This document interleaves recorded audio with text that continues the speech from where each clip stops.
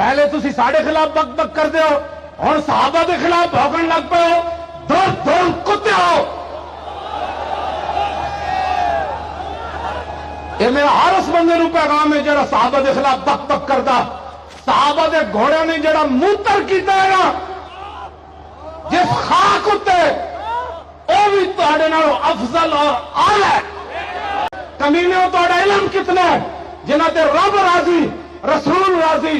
اللہ نے ازل وچ ویکھیا، رسول اللہ نے فرمایا اللہ نے ازل وچ ہر دل نو ویکھیا تے میرے صحابہ دے دل تو بد کے انہیں کوئی پاکیزہ دل نہیں پایا۔ پلیتو اور سیاہ دل والے ہو، تسی صحابہ نو پہ گئے ہو اور دھر کتے ہو اور مالکہ نو پہ گئے ہو۔ اگر کوئی کسی مومن پہ تہمت لگائے، بات آخری مسائل پڑھوں گا، کوئی کسی مومن پہ تہمت لگائے اور غلط ہو وہ تہمت لگائے، اتہام کرے، تو شریعت اس پہ حکم لگاتی ہے یہ فاسق ہے۔ کیا ہے؟ ٹھیک ہے نا؟ کیا ہے؟ فاسق۔ فاسق ہونے کے بعد وہ مسجد میں آ کے نماز پڑھ سکتا ہے، لیکن اب اگر خدا نخواستہ کوئی یہ کہے نعوذ باللہ من ذالک قرآن جھوٹا ہے، تو اب شریعت اس پہ کیا حکم لگاتی ہے؟ ہاں بولنے میں نہ شرماؤ، کافر ہو گیا۔ جو قرآن کو نعوذ باللہ من ذالک جھوٹا کہہ رہا ہے وہ کیا ہو گیا؟ کافر ہو گیا۔ ٹھیک، تو اب سنو، ہر رزق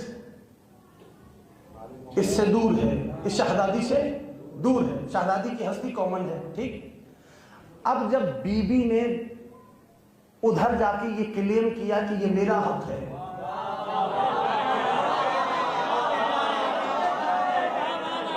پتہ نہیں جو گھبرائے ہوئے بیٹھے ہو کیوں بیٹھے مجھے نہیں پتا۔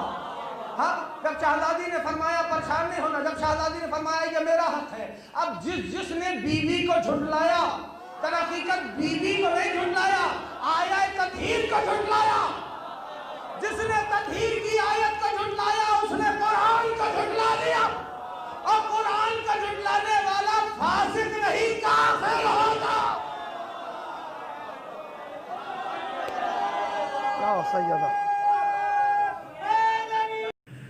نحمدہ ونصلی علی رسولہ الکریم، اما بعد۔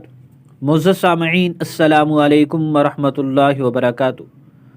کراچی میں ایک رافضی نے حضرت سیدنا ابو بکر صدیق رضی اللہ تعالی عنہ کے ایمان پر حملہ کیا، اور اس نے جو بکواس کی ہے اس کا خلاصہ یہ ہے کہ حضرت فاطمہ حضرت ابو بکر کے پاس گئیں اور جا کر کہا کہ یہ فدق میرا حق ہے۔ انہوں نے حضرت فاطمہ کو جھٹلا دیا، اور حضرت فاطمہ آیت تطہیر کی مصداق ہیں، اور حضرت ابو بکر نے حضرت فاطمہ کو نہیں جھٹلایا بلکہ قرآن کی آیت کو جھٹلایا، اور قرآن کی آیت کو جھٹلانے والا کافر ہوتا ہے، نعوذ باللہ من ذالک۔ منطقی انداز سے اس نے حضرت سیدنا ابو بکر صدیق رضی اللہ تعالی عنہ کی تکفیر کی ہے۔ چند باتیں انشاءاللہ آپ کے سامنے عرض کریں گے، کچھ باتیں ہیں شیعہ کے لیے اور کچھ باتیں ہیں اہل سنت کے لیے۔ پہلے تو ہم شیعہ کو لیتے ہیں۔ حضرت ابو بکر صدیق رضی اللہ تعالی عنہ نے حضرت فاطمہ کے پیغام کے جواب میں جو بات کہی تھی کہ انبیاء کی میراث یعنی مالی میراث تقسیم نہیں ہوتی، یہ بات حضرت ابو بکر صدیق رضی اللہ تعالی عنہ کی اپنی نہیں ہے بلکہ نبی پاک صلی اللہ علیہ وسلم کی ہے۔ اہل سنت کی کتابوں میں تو بے شمار جگہ پر یہ روایت موجود ہے۔ آج ہم آپ کے سامنے انشاءاللہ شیعہ کی معتبر کتاب سے معتبر روایت پیش کریں گے۔ ہمارے سامنے کتاب ہے شیعہ کی بصائر الدرجات۔ یہ شیعہ کی بنیادی ماخذ کتابوں میں سے ایک ہے جس میں روایات کو سند کے ساتھ بیان کیا گیا ہے۔ اس میں ایک روایت ہے، حضرت امام ابو عبداللہ رحمہ اللہ یعنی امام جعفر صادق روایت کرتے ہیں حضرت امام باقر سے رحمہ اللہ، اور وہ روایت کرتے ہیں نبی پاک صلی اللہ علیہ وسلم سے۔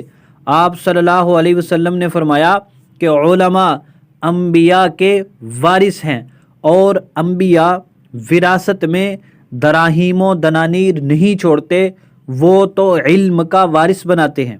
بصائر الدرجات صفحہ نمبر 23۔ اس روایت کے تمام راوی شیعہ اصول حدیث کے مطابق بالکل صحیح ہیں۔ اس روایت کی سند صحیح ہے، راوی معتبر ہیں، کتاب شیعہ کی ہے، بنیادی ماخذ کتابوں میں سے ہے بصائر الدرجات۔ اس کی اس روایت سے معلوم ہوا کہ انبیاء میراث میں درہم و دنانیر یعنی مالی چیزیں نہیں چھوڑتے، تو کیا ان کی کوئی میراث نہیں ہوتی؟ تو ساتھ ہی بتلا دیا کہ وہ میراث میں علم چھوڑتے ہیں۔ حضرت ابوبکر رضی اللہ تعالیٰ نے روایت بیان کی کہ انبیاء کی مالی میراث نہیں ہوتی۔ وہی بات حضرت امام جعفر صادق نے بتائی، وہی بات حضرت امام باقر نے بتائی، وہی بات نبی پاک صلی اللہ علیہ وسلم کی طرف ان کی کتاب میں منسوب کی گئی۔ اب ہم ان کالے دل والے کالے رافضیوں سے کہتے ہیں کہ جو فتویٰ تم نے حضرت ابوبکر صدیق رضی اللہ تعالیٰ عنہ پہ لگایا، وہی فتویٰ تم امام جعفر صادق پر لگاؤ، امام باقر پر لگاؤ، پاک پیغمبر صلی اللہ علیہ وسلم پر لگاؤ۔ ہمارے نزدیک تو تم پہلے ہی اسلام سے نکل چکے ہوئے تکفیر صحابہ کی وجہ سے، اگر تم ان ہستیوں پر کفر کا فتویٰ لگاؤ گے تو تم اپنے رافضی بھائیوں کی نگاہوں سے بھی کفر کے اندر چلے جاؤ گے۔ اب بات سمجھ آئی؟ جو فتویٰ حضرت ابوبکر پہ لگے گا وہی ان پہ لگے گا۔ دوسری بات، اگر حضرت ابوبکر کا فتویٰ غلط تھا، قرآن کے خلاف تھا، یہ قرآن کی تکذیب تھا، سیدنا علی رضی اللہ تعالیٰ عنہ خلیفہ بنے، انہوں نے اپنے دور خلافت میں پہلے سے چلے ہوئے غلط کاموں کو ختم کیا یا نہیں کیا؟ تمہارے نزدیک اگر تم کہو کہ انہوں نے غلط کاموں کو ختم کیا، صحیح کاموں کو باقی رکھا، تو پھر ہمارا سوال یہ ہے کہ اگر یہ کام صحیح ہے تو پھر تمہارا اعتراض ہی نہیں بنتا۔ اگر یہ کام غلط تھا جیسا کہ تم کہتے ہو علل اعلان، تو حضرت علی رضی اللہ تعالیٰ عنہ نے اس فیصلے کو تبدیل کیوں نہیں کیا؟ ہم کہتے ہیں حضرت علی رضی اللہ تعالیٰ عنہ کا اس فیصلے کو تبدیل نہ کرنا، اسی طرح برقرار رکھنا، یہ اس بات کی دلیل ہے کہ حضرت علی رضی اللہ تعالیٰ عنہ بھی حضرت ابوبکر رضی اللہ تعالیٰ عنہ کے فیصلے کو بالکل صحیح تسلیم کرتے تھے۔ تو اب ہمارا تم سے مطالبہ ہے کہ جس طرح تم نے اپنی جاہلانہ منطق کی بنیاد پر، جھوٹی روایتوں کی بنیاد پر حضرت ابوبکر رضی اللہ تعالیٰ عنہ کی تکفیر کی ہے، بالکل اسی طرح تم حضرت علی رضی اللہ تعالیٰ عنہ کی تکفیر بھی کرو۔ ہمارے نزدیک تو پہلے ہی تم اسلام سے نکل چکے ہوئے تکفیر صحابہ کی وجہ سے اگر حضرت علی رضی اللہ تعالیٰ عنہ پر اس طرح کا فتویٰ لگاؤ گے تو تم شیعہ کے ہاں بھی ان کے دین اسلام سے خالی ہو جاؤ گے۔ تیسری بات تم یہ بتلاؤ کہ حضرت ابوبکر صدیق رضی اللہ تعالیٰ عنہ کا یہ فیصلہ غلط تھا، تو حضرت امام حسن رضی اللہ تعالیٰ عنہ جب خلیفہ بنے تو انہوں نے اپنے زمانہ خلافت میں اس فیصلے کو تبدیل کیوں نہ کیا؟ ان کا اس فیصلے کو تبدیل نہ کرنا اس بات کی دلیل ہے کہ وہ بھی حضرت ابوبکر رضی اللہ تعالیٰ عنہ سے متفق تھے۔ تو جو فتویٰ تم حضرت ابوبکر پر لگاتے ہو وہی فتویٰ امام حسن پر بھی لگتا ہے، ان پر نہیں لگاتے، حضرت ابوبکر پر لگاتے ہو۔ یہ دوغلی پالیسی اختیار کیوں کرتے ہو؟ اگلی بات، اہل بیت اطہار کے چشم و چراغ حضرت امام زید جو حضرت امام زین العابدین کے بیٹے ہیں، انہوں نے فرمایا، السنن الکبریٰ بہقی میں صحیح سند کے ساتھ موجود ہے، وہ فرماتے ہیں کہ اگر میں حضرت ابوبکر صدیق کی جگہ ہوتا اور یہی فدق کا معاملہ میرے سامنے لایا جاتا اور مجھے کہا جاتا کہ اس پر فیصلہ کرو، تو میں وہی فیصلہ کرتا جو حضرت ابوبکر صدیق رضی اللہ تعالیٰ عنہ نے کیا تھا۔ تو تم بتلاؤ کہ اگر یہ فیصلہ غلط تھا، اس کی وجہ سے فیصلہ کرنے والے کی تکفیر لازم ہوتی ہے، تو حضرت زید پہ فتویٰ لگاؤ۔ جو فتویٰ ابوبکر پہ لگایا تھا وہ حضرت زید پہ بھی لگتا ہے، حضرت امام حسن پہ بھی لگتا ہے، حضرت سیدنا علی پہ بھی لگتا ہے، حضرت امام جعفر صادق، حضرت امام باقر پہ بھی لگتا ہے۔ اگر تمہارے اندر ہمت ہے اسی اصول کی بنیاد پر ان پر بھی فتویٰ لگاؤ۔ اور ہم کہتے ہیں کہ فتویٰ ان میں سے کسی پر بھی نہیں لگتا، یہ تمہارے اندر کا گند ہے۔ اچھا، بعض رات کہتے ہیں کہ شیعہ نے صحابہ کے بارے میں یہ کہہ دیا، شیعہ نے صحابی کے بارے میں وہ کہہ دیا۔ او بھائی، یہ بات کوئی سوچنے کی ہے؟ دیکھیں، اگر آپ سے کوئی کہے کہ شیطان نے فلاں بندے کو نماز سے روک دیا، آپ کو تعجب ہوگا؟ بالکل نہیں ہوگا، کیونکہ شیطان کا کام یہ ہے۔ آپ کہیں کہ شیطان نے فلاں بندوں کو لڑوا دیا، آپ کو تعجب ہوگا؟ نہیں ہوگا، کیوں؟ شیطان کا کام یہ ہے۔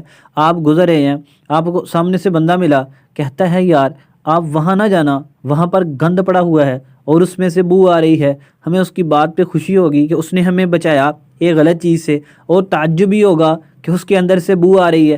او بھائی، گند کے اندر سے بو نہیں آئے گی تو اور کیا آئے گا؟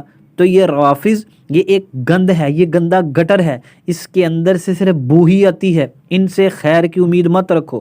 یہ تو تھی شیعہ سے باتیں کہ ہمارے ان سوالات کا جواب دینا تمہارے اوپر ضروری ہے۔ دوسری بات ہم کریں گے ان اہل سنت سے جو کالی بیڑیں بدبخت ہمارے اندر گھسی ہوئی ہیں، ان روافضوں سے اچھا سلوک کرتے ہیں، ان کو جفیاں ڈالتے ہیں، ان کی دعوتیں کھاتے ہیں، ان کی حمایت کرتے ہیں، جو ان کے ساتھ بیٹھتے ہیں، جو ان کو تکفیر اور تفسیق سے بچاتے ہیں۔ اور بدبختو تم بتاؤ تمہارا کس کے ساتھ تعلق ہے؟ اور ان لوگوں کا سب سے بڑا جو چیلا ہے وہ شیطان اعظم ہے دور حاضر کا، انجینئر محمد علی مرزا، وہ روافض کا سب سے بڑا وکیل ہے، اہل سنت کے اندر چھپا ہوا ہے، خبیث ہے، وہ ان کا سب سے بڑا حمایتی ہے۔ اس سے ہم کہتے ہیں کہ اہل سنت کی چھوٹی سی بات ہو اور بدبختہ حضرت علی حجویری پر، حضرت فرید الدین عطار پر کتنی دفعہ تو بونکا ہے، کتنی دفعہ ان رافضیوں کے خلاف بونکتے ہوئے تمہیں کیا ہوتا ہے؟ ان کو جواب کیوں نہیں دیتے؟ تمہارے ریکارڈ، تمہارے لیکچر کہاں چلے جاتے ہیں؟ تیرا علم کہاں چلا جاتا ہے؟ تیری گفتگو کہاں چلی جاتی ہے؟ تمہارے الفاظ کہاں چلے جاتے ہیں؟ جب بات اہل سنت کی آتی ہے، کسی ولی کی آتی ہے، تیری زبان اتنی لمبی ہو جاتی ہے، اور جب رافضیوں کی بات آتی ہے تو بات کو گول مول کرتا ہے، بات کو پھیرتا ہے، پوری کوشش کرتا ہے کس طرح رافضیوں کو بچایا جائے۔ ہم تو کہتے ہیں قیامت کے دن اللہ تعالیٰ تیرا حشر ان بدبختوں کے ساتھ کرے، اور اللہ ہمارا حشر صحابہ کرام کے ساتھ کرے، حضرت ابوبکر صدیق، حضرت عمر فاروق، حضرت عثمان غنی، حضرت علی المرتضیٰ، حضرت حسنین کریمین، حضرت طلحہ زبیر معاویہ، اللہ ہمارا حشر ان کے ساتھ کرے، اور اللہ تیرا حشر خمینی کے ساتھ کرے، مجلسی کے ساتھ کرے، کلینی کے ساتھ کرے۔ انشاءاللہ ہم صحابہ کے قدموں میں ہوں گے، اور صحابہ کرام کے دشمنوں کی دلالی کرنے والے یہ ان دشمنوں کے ساتھ ہی ہوں گے۔